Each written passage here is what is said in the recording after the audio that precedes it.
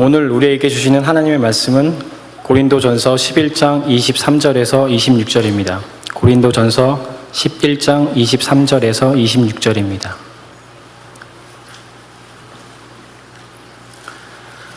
내가 너희에게 전한 것은 주께 받은 것이니 곧 주 예수께서 잡히시던 밤에 떡을 가지사 축사하시고 떼어 이르시되 이것은 너희를 위하는 내 몸이니 이것을 행하여 나를 기념하라 하시고 식후에 또한 그와 같이 잔을 가지시고 이르시되 이 잔은 내 피로 세운 새 언약이니 이것을 행하여 마실 때마다 나를 기념하라 하셨으니 너희가 이 떡을 먹으며 이 잔을 마실 때마다 주의 죽으심을 그가 오실 때까지 전하는 것이니라.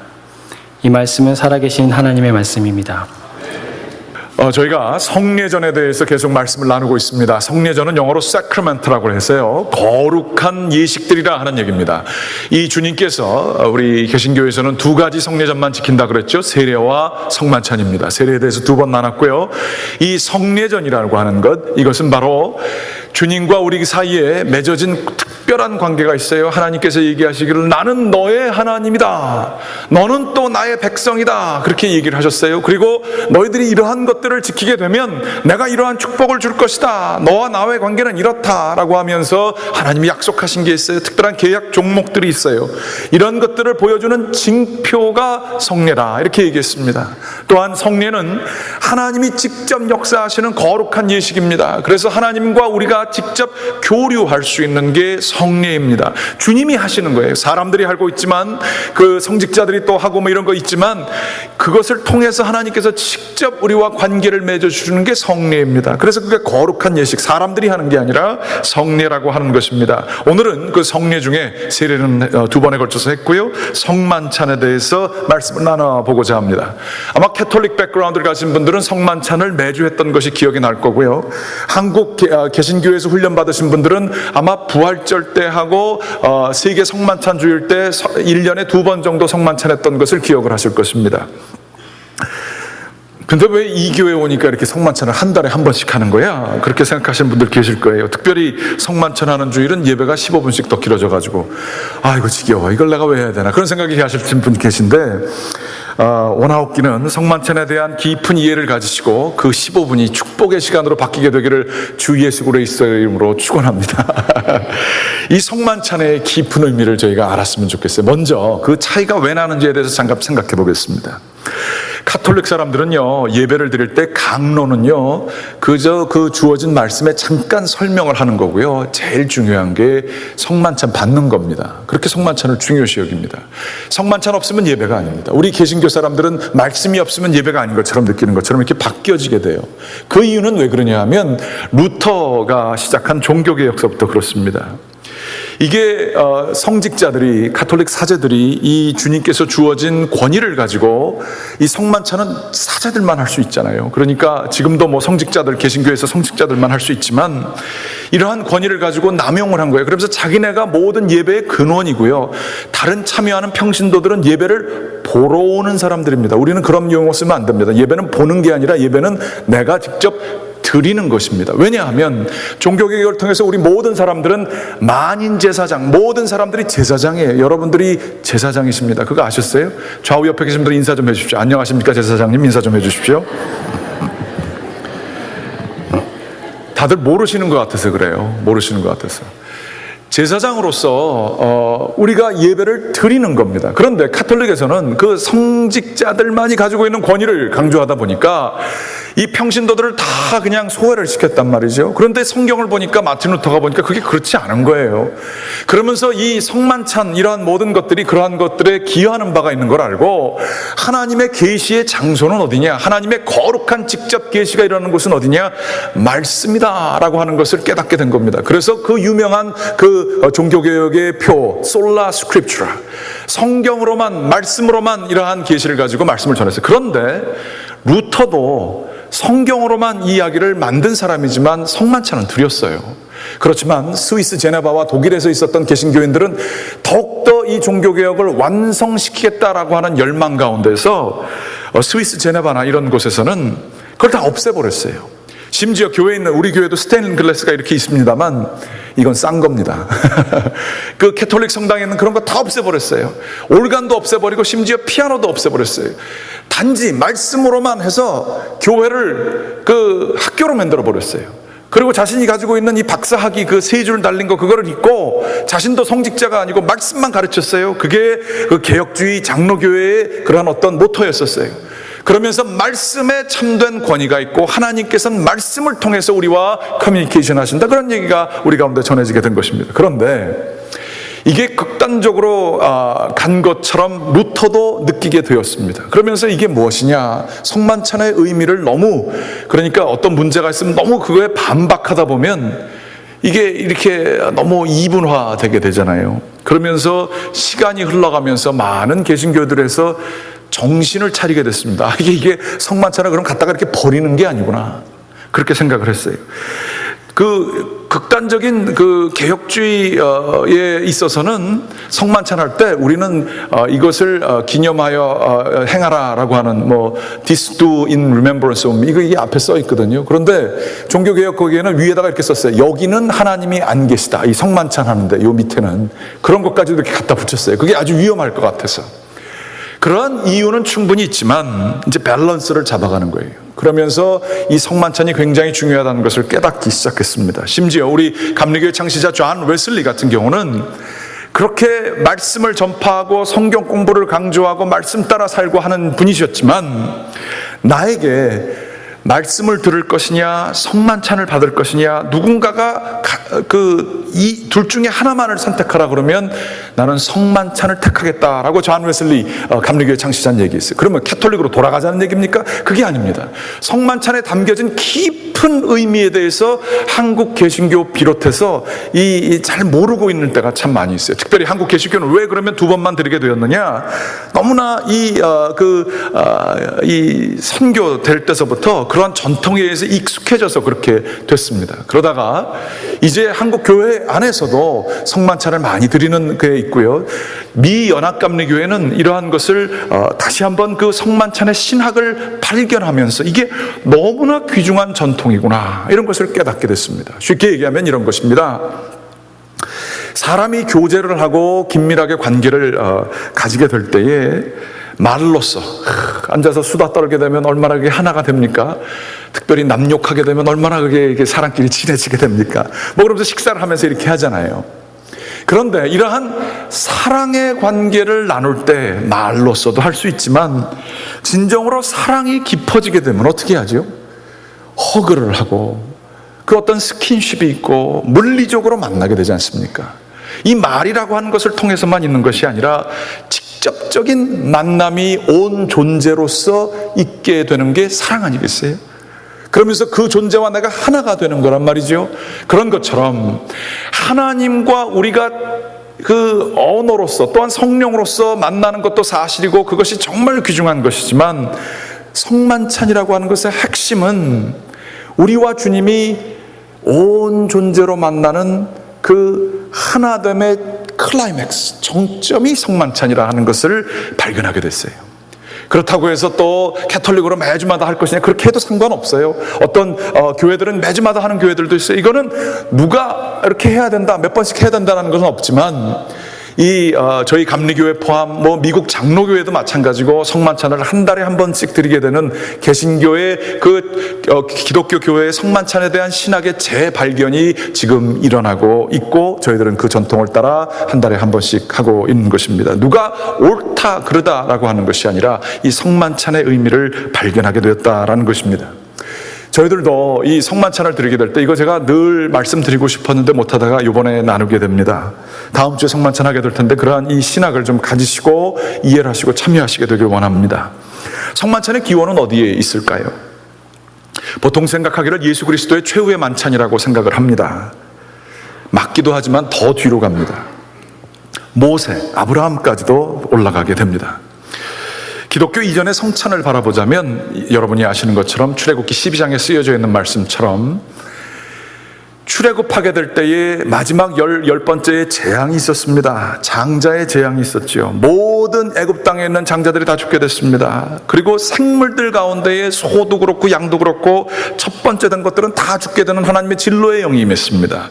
그런데 이스라엘 백성에게만 모세를 통해서 하나님께서 계시를 주십니다. 이 어린 양을 잡아다가 그 피를 내서 문지방에 바르게 되면 진노의 영이 거기를 지나가게 된다라는 얘기를 하셨어요. 양의 피에 그 공로로 말미암아 내가 우리 첫째 아들이 죽어야 되는데 그 양 때문에 그 피가 그것을 대신해서 지나가게 되는 거예요. 그 패스 오버 했다 그래서 6월 이렇게 건너갔다 그래서 패스 오버입니다. 뿐만 아니라 이 출애굽 때에 바쁘게 거기를 떠나가야 되는 그것 때문에 무교병, 그러니까 효소가 들어가지 않아서 빵이 부풀려지지 않은 딱딱한 빵을 먹게 했습니다. 그것이 바로 출애굽의 사건의 기록입니다. 이러한 양의 피와 무교병, 이것이 바로 하나님께서 말씀하시기를 이 내가 너희들을 세상에서 구원한, 애굽에서 억압에서 구원한 이 백성들이라는 것을 기념하기 위해서 매년 이 유월절을 거룩하게 지키라고 하나님께서 말씀하셨습니다. 그것처럼 이 유월절, 이 이스라엘 백성의 유월절에 그 기반하여, 이게 이제 그림자라면 예수님의 성만찬이 이게 빛이지요. 그러면서 우리들이 이 성만찬을 당할 때 기억해야 될 것은 우리는 세상에서 구원받은 백성이라, 이거를 기억하는 게 성만찬의 의미예요. 그게 첫 번째 기독교 이전에 있었던 구약의 단계에 있었던 것이고요. 아브라함도 또한 하나님께서 이끄셔서 전쟁을 수많은 사람들, 그 수많은 왕들과 치르게 되지만 아브라함이 그 전쟁을 이기게 됩니다. 그랬을 때 멜기세덱이 예수 그리스도께서 멜기세덱의 반차를 쫓아서 제사장이 되었다 그러잖아요. 왕이자 제사장이었던 멜기세덱이 있었는데 그 사람이 빵과 포도주를 아브라함에게 대접했어요. 그랬을 때 그걸 받으면서 이 아브라함이 감사로 11조 제사를 드리게 됩니다. 즉 하나님께서 나를 대신해서 싸워주셨다, 하나님이 나를 구원해 주셨다라고 하는 것을 기억하는 빵과 포도주, 그 제사가 가장 원형적인 형태의 성만찬이 그때 있었다는 거예요. 그리고 성만찬은 모세에게서 또 이렇게 나타납니다. 출애굽기 24장 5절서부터 8절에 보게 되면 모세에게 주신 십계명이 있습니다. 그 십계명 언약 관계예요. 그러면서 나는 이러한 관계를 너희와 맺기를 원하노라 라고 하는 것을 예수님께서 맺어주신 거예요. 성만찬은 언약의 징표라고 해주지 않았습니까? 여기에 보면 이렇게 쓰여져 있습니다. 이스라엘 자손들의 청년들을 보내어 여호와께 서로 번제와 화목제를 드리게 하고 모세가 피를 가지고 반은 여러 양푼에 담고 반은 제단에 뿌리고 언약서를 가져다가, 이게 십계명입니다, 백성에게 낭독하여 듣게 하니 그들이 이르되 여호와의 모든 말씀을 우리가 준행하리이다. 이 계약하겠다는 거예요. 모세가 그 피를 가지고 백성들에게 뿌립니다. 이르되 이는 여호와께서 이 모든 말씀에 대하여 너희와 세우신 언약의 피니라. 이거 어디서 들어보셨잖아요. 이 우리가 성례할 때마다 듣는 얘기예요. 이것은 너희를 위하여 세우신 언약의 피니라. 이 언약을 맺을 때 고대 근동 지방에서는 피를 뿌렸어요. 의미하는 바는 이 언약을 지키지 않게 되면, 네가 이 언약에 준수하지 않게 되면 피를 흘리리라 라는 그러한 어떤 상징적인 제사예요. 이게 우리 말로 하자면 미국에서는 사인을 하거나, 한국도 요즘에 도장 안 찍는다 그러는데 도장을 찍거나 이러한 자기의 증거를 남겨주는 것이죠. 그게 피입니다. 계약을 지키지 않으면 너가 피를 흘리라. 하나님과 이스라엘 백성과의 관계는 이 율법의 관계예요. 이거를 통해서 내가 너의 하나님이 되고 너는 나의 백성이 되리라. 너가 이 계약들을 지키게 되면 내가 너희를 자손 대대로 축복하겠고, 그렇지 아니하면 내가 너희들을 멸하리라 라고 하는 계약이 이루어진 거예요. 그게 피로서 이루어진 계약이었었습니다. 이렇게 성만찬은 또한 이 기독교 이전의 배경을 보게 되면 우리들이 하나님과 계약을 맺고 있는 것을 보여주고 있어요. 하나님이 우리의 하나님이시고 또한 하나님께서 또 우리를 그의 백성 삼아 주셨다, 그 의미를 가지는 거예요. 그러면서 이것을 이 기독교 이전에 있는 이 배경들을 중심으로 예수 그리스도께서 나타나시고, 이 예수 그리스도께서 이 모든 기독교 이전에 있었던 아브라함과 모세의 이 성만찬의 의미를 완전히 재해석하시고, 재해석은 보통 원래가 있으면 그 해석하는 거지만 정확히 얘기하면 그것을 완성시키십니다. 그게 바로 Monday, Thursday. 그러니까 예수님께서 유월절 지키시면서 제자들과 함께 식사를 하실 때 드러난 것이에요. 그게 어디에 써 있느냐? 누가복음 22장 19절과 20절에 보면 이렇게 써져 있습니다. 또 떡을 가져 감사기도 하시고 떼어 그들에게 주시며 이르시되 이것은 너희를 위하여 주는 나의 몸이니라. 너희가 이를 행하여 나를 기념하라 하시고, 또한 누가복음 22장 20절 말씀, 저녁 먹은 후에 잔도 그와 같이 하여 이르시되, 그와 같이 하여라는 얘기는 감사기도 했다는 것입니다. 이르시되 이 잔은 내 피로 세우는 언약이니 새 언약이니. 이게 중요해요. 이거는 동물의 피가 아니라 예수 그리스도의 피로 맺은 언약이라, 이렇게 얘기를 하셨습니다. 곧 너희를 위하여 붓는 것이라. 자신의 피라고 하는 것은 그 다음날 있게 될 십자가 사건을 의미하는 것을 볼 수 있습니다. 즉 예수 그리스도는 유월절 사건과 비슷하게 자신이 직접 어린 양이 돼요. 그래서 예수 그리스도를 어린 양이라고 하는 게 그런 이유예요. 어린 양이 되어서 자신의 피가 발려지게 될 때에 우리가 죽어야 하지만, 우리 모든 사람들이 죽어야 하지만 예수 그리스도의 피의 공로로 대신 그분이 희생하셨기에 내가 살게 된다라는 것을 의미하게 되는 거예요. 그래서 세례 요한은 이것을 알고 예수 그리스도가 공생의 사역을 시작하시게 될 때에 보라, 영어로는 behold, 이는 세상 죄를 지고 가는 하나님의 어린 양이니라, 그렇게 얘기를 한 거예요. 그러한 어떤 하나님의 준비하신 예비가 거기에 있게 된 것입니다. 이런 것처럼 우리는 이 성만찬을 통하여 우리가 구원받은 백성임을 기억하는 것이고, 또한 하나님과의 언약 관계를 기억하는 것이며, 이것은 바로 예수 그리스도의 그 공로로 우리가 하나님과의 관계가 맺어졌음을 의미하는 것입니다. 성만찬에 대해서 한 세 가지 정도 말씀을 나눌 게 있습니다. 특별히 성만찬을 영어로 의미하는 게 세 개가 있습니다. 요거 하나랑 이 신학적인 의미가 있습니다. 첫 번째, 성만찬을 얘기할 때에 이걸 직접 번역한 건데 영어로는 Lord Supper라고 합니다. 주님의 만찬, 그래서 성만찬이라고 하죠. 그러면 주님의 만찬은 예수님께서 돌아가시기 바로 전날 한 만찬인데요, 그 의미는 무엇인가? 그것은 바로 우리들의 죄를 위하여 자신을 내어주신 그분의 피, 그 이전 구약에서는 율법에서 그것을 지키지 않으면 하나님께서 그 백성들의 피를 흘리시게 하겠다는 그러한 무서우신 하나님의 그걸 의미하는 피였다면, 예수 그리스도는 이 백성이 하나님의 율법을 지킬 수 있는 능력이 없는 거예요. 우리들도 그렇게 생각할 때 많잖아요. 내가 이 일은 내가 맘만 먹으면 충분히 다 할 수 있어. 나는 충분히 나 스스로 내 힘으로 의로운 사람이야. 예수 오래 믿어도 이런 생각 가진 사람이 얼마나 많은지 몰라요. 내가 다 할 수 있어. 나는 충분히 괜찮아. 나는 충분히 선해. 다른 나쁜 놈들과는 비교할 수도 없어. 이거예요. 그게 율법을 지키는 마음이란 말이에요. 아직 예수님 모르는 마음이에요. 나는 어쩔 수 없는 죄인입니다. 더럽고 냄새나는 그 죄인입니다. 위선적이기 짝이 없는 죄인입니다. 드러나지 않고 걸리지 않아서 그렇지 우리는 아직 들키지 않은 죄인일 뿐이에요. 세상 속에서도 그렇고. 이러한 죄에 대해서 하나님께서 안타까이 여기셔서 얘네들하고는 계약을 맺을 수가 없는 거예요. 지킬 수가 없는 거예요. 그런데도 자기가 잘난 줄 알고 있어요. 하나님은 너무 안타까우셔서 예수 그리스도 피를 흘리시고 이 계약을 지킬 수 없는 능력 없는 백성들에게 내가 내 피를 흘려주마, 내가 너희를 살려주마, 그러면서 예수 그리스도, 하나님이 아버지고 아들을 죽이는 하나님, 아버지가 뭐 있나 이렇게 생각하시는 분들이 혹시 계실지 모르겠는데, 부모 마음이 그렇잖아요. 진정한 사랑하는 부모 마음이. 아들은 살려도 나는 죽을 수 있는 거 아니에요? 그런데 그 아들을 바친다는 것은 사랑의 최고 지극의 표현이라는 거예요. 그 아들을 바치시기까지 우리를 사랑해 주신 거예요. 그 피를 내 피로 세우는 새 언약이니라. 이게 바로 우리의 죄를 용서해 주시는 하나님의 진정한 속마음이 이 성만찬을 통해서 표현된 거예요. 그러면 이것을 받는 자들이 그럼 예수님이 대신해 주셨으니까 나는 공짜로 먹는 거구나 그러면서 그렇게 나오면 되겠습니까? 그 거룩하신 사랑 앞에 그것을 알게 되면 우리는 죄를 회개하고 주님 때문에 제가 살았습니다, 그러면서 나오게 되는 것이죠.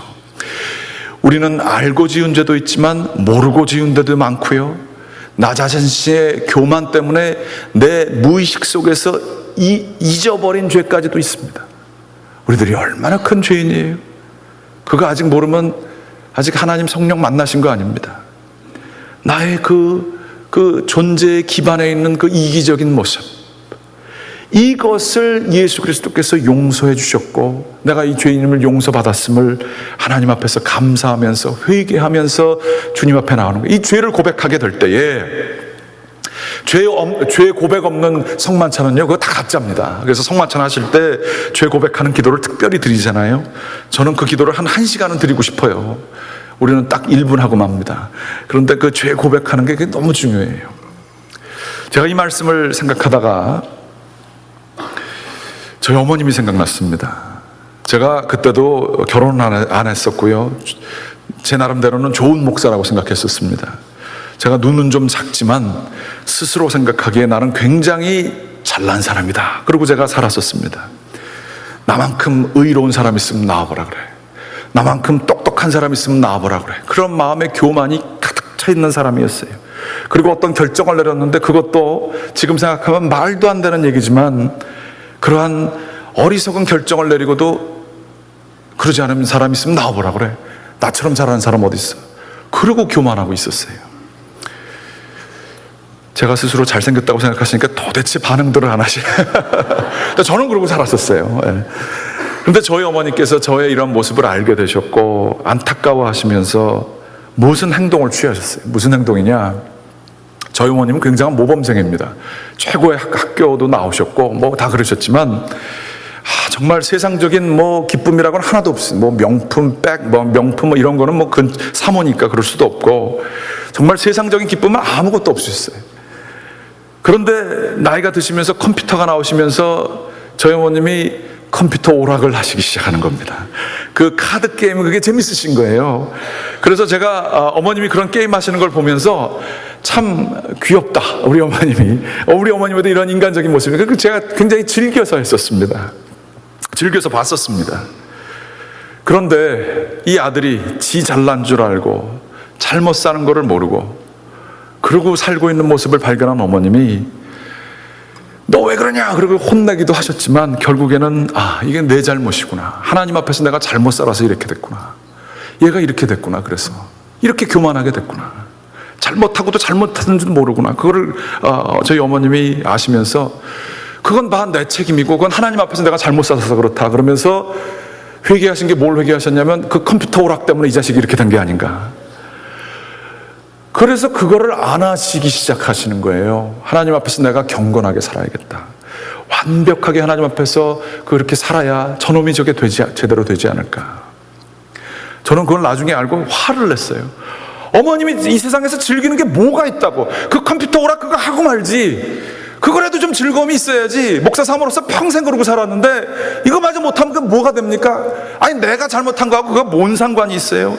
그런데 어머니는 그게 아니었어요. 하나님 앞에서 이 사랑하는 아들이 제대로 되기 위해서 그 줄여나가는 거예요. 내 자식이 이걸 모르고 있습니다. 그러는 거예요. 여러분, 성령 충만한 거하고 안 충만한 거하고 아주 잘 발견할 수 있는 척도가 있습니다. 마음속에 남들 미운 마음이 가득하고요. 내 인생이 이렇게 된 건 다 남들 잘못이고 내 남편, 내 아내 뭐 이런 사람들 잘못이고 뭘 잘못 만나서 그렇고 뭐 남들이 다 틀렸고 교회가 이 모양이고 뭐 회사가 이 모양이고 이런 마음, 성령 충만한 마음 아니에요.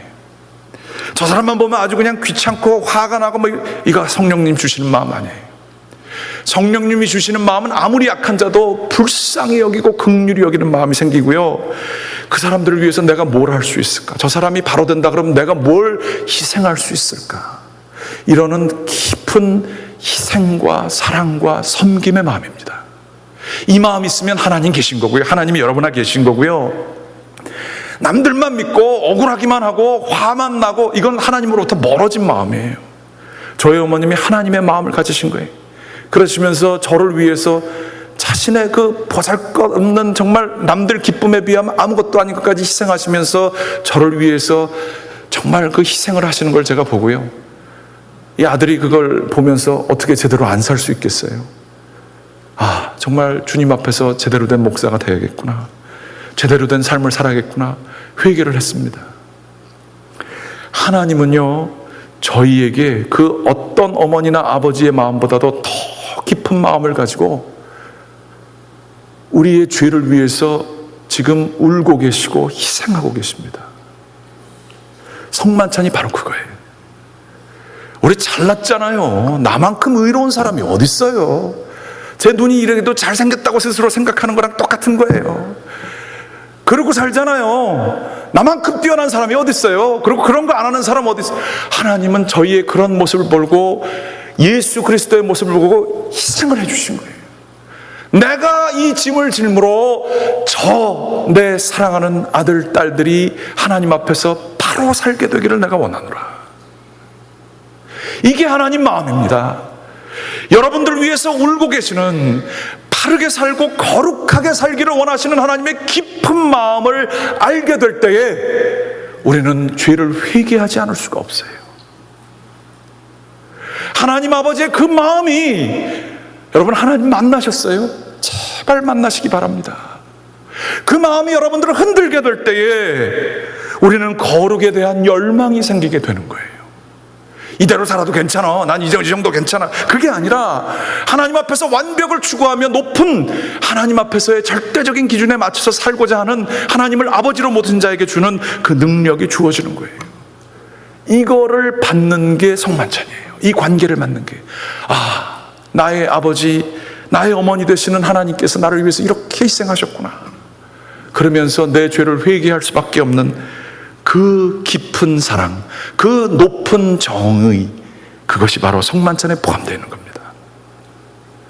두 번째로 성만찬은 로드 서퍼고, 첫 번째가, 두 번째는 유카리스트라고 합니다. 유카리스트는 뭐냐?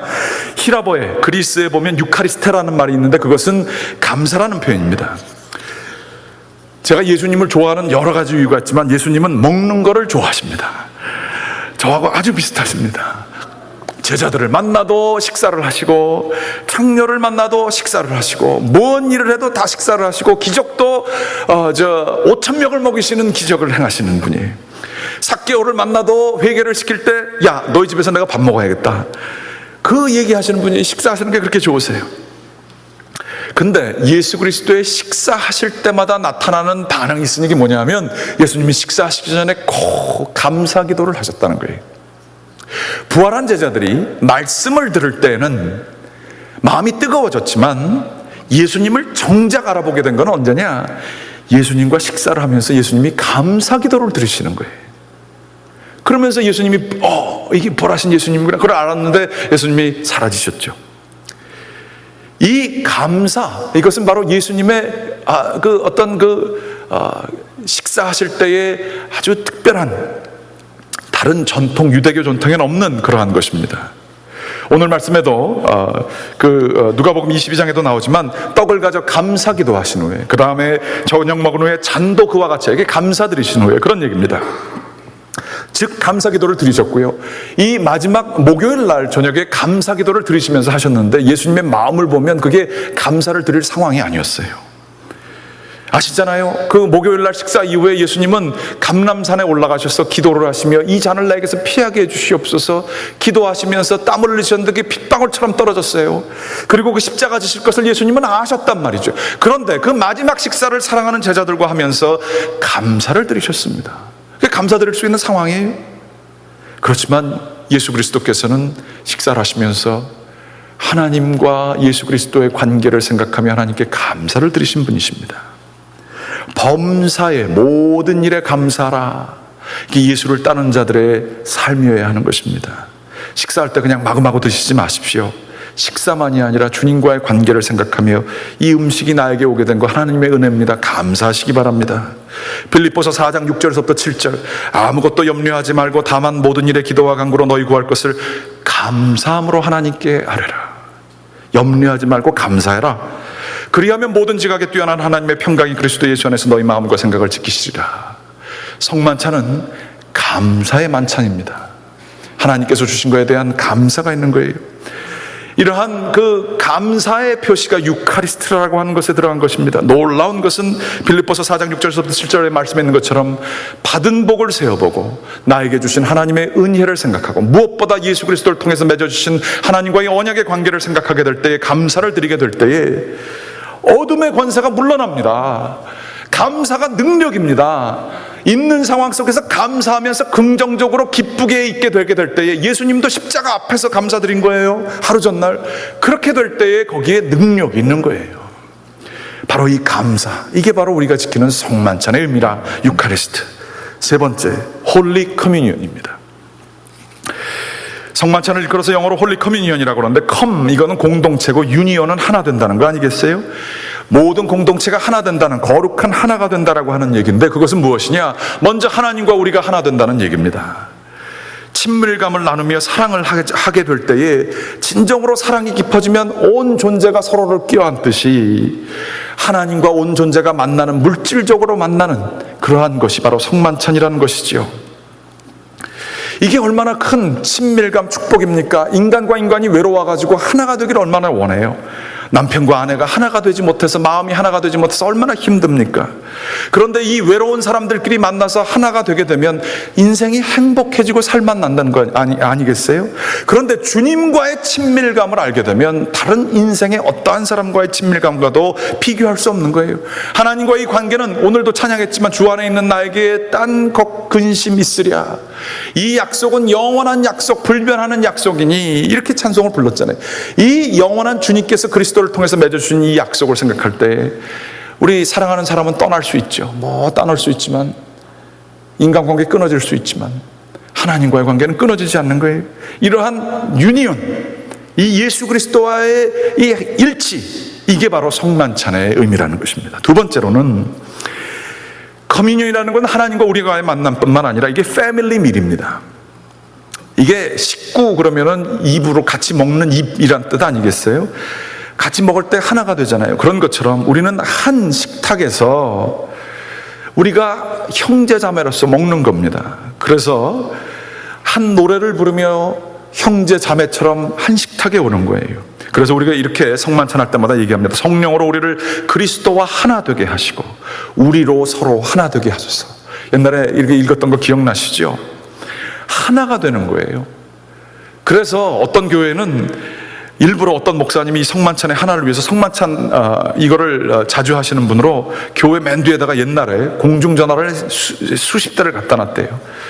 하나님과 하나 되기 전에 여러분 맺힌 관계 있습니까? 당장 전화 걸어가지고 죄를 고백하고 성만찬 받으십시오. 그랬다 그래요. 뭐예요? 한번 생각해 보세요. 예수님께서, 하나님께서 우리를 사랑해서 정말로 거룩한 만찬을 희생하셔서 베풀어 주셨는데, 이게 참여한 사람들끼리 밥을 먹으면서 서로 싸움질하고 불편한 마음으로 밥 먹는다 그러면 이게 말이 되겠어요? 그 준비하신 사람에게 얼마나 큰 모욕입니까? 밥 먹는 자리에서 서로 형제자매들끼리 싸운다 그러면 그게 말이 되겠어요? 이 거룩한 만찬은 바로 모든 세상의 그리스도에 속한 사람들을 하나로 만드는, 연합하는 세계 성만찬주의를 그래서 지키는 거예요. 하나가 되는 거예요. 그런데 이거 우리가 얼마나 의미를 모르고 합니까? 절대 저 인간은 내가 용서 못하리라. 그러면 절대 성만찬에 오시면 안 됩니다. 다시 한번 얘기할게요. 절대 내가 저 인간은 용서 못하리라. 그럼 하나님과 여러분의 관계는 절대 같이 하나가 될 수 없어요. 우리가 하나 되게 되는 것, 예수 그리스도의 은혜로 되는 거 아니겠어요? 그게 성만찬이에요. 홀리 커뮤니언. 세 번째는, 성만찬은 하나님과 우리들 살아있는 사람들끼리만 하는 게 아니라 Communion of Saints, 성도의 교제라고 우리가 얘기하지만, 이 성도라고 할 때 우리들뿐만 아니라 이 Saints는 우리보다 먼저 돌아가신 분들을 의미합니다. 하나님 나라에 가신 분들, 시간을 초월해서 계신 분들까지 의미하는 거예요. 무슨 얘기냐? 이 성만찬은 눈에 보여지는 이러한 저희들만 있는 게 아니라 보여지는 하나님도 계시고, 보여지지 아니하는 우리를 하나님 앞에서 먼저 가신 믿음의 선배들도 이 자리에 참여한다고 믿는 거예요. 나를 위해서 돌아가셨지만 나를 위해서 늘 기도하셨던 나의 어머니, 아버지, 또한 내 남편, 내 아내, 그 사람들이 이 성만찬의 시간에는 시간을 초월하고 장소를 초월해서 이 시간 같이 있는 것을 믿는 거예요. 그러면서 이 시간 하나가 되는 거예요. 하나님의 능력으로, 예수 그리스도의 능력으로. 구름과 같이 허다한 증인들이 있다라는 12브리서의 12장의 표현이 있는 것처럼 이 믿음의 선배들 아니면 사랑하는 먼저 간 사람들이 이 시간 천국처럼 천국의 잔치를 지금 즐기고 있는 거예요. 이게 홀리 커뮤니언입니다. 여러분 가운데 사랑하는 사람을 그리워하시는 분들 계시지요? 남편을 아내를 먼저 보내신 분들 계시지요? 믿음의 증인들 먼저 가신 분들 계시지요? 이 자리에 성만찬에 참여할 때 참여하시는 겁니다. 이게 홀리 커뮤니언이에요. 그러니 우리들이 어찌 이 성만찬에 경건하지 않은 마음으로 참여할 수 있겠어요? 말씀을 마칩니다. 성만찬은 죄의 회개가 있는 하나님의 진실한 저희에 대한 마음을 깨닫는 것이 로드 서퍼 성만찬이고요. 감사를 드리며 인생에 힘들고 어려운 그러한 많은 도전이 있지만 주님과 저희 사이에 맺어진 영불변하는 그 언약을 감사드리는 그 감사 유카리스트, 그게 성만찬이고요. 세 번째는 하나님과 우리가 하나 되고 우리 서로가 하나 되고 우리보다 먼저 가신 그 많은 그 믿음의 그 선배들과 하나가 되는 홀리 커뮤니언, 이게 성만찬입니다. 여러분 성만찬 드실 때에 정말 경건하고 엄숙한 마음으로 기쁨으로 참여하시는 저와 여러분 되시길 주님의 이름으로 간절히 축원합니다.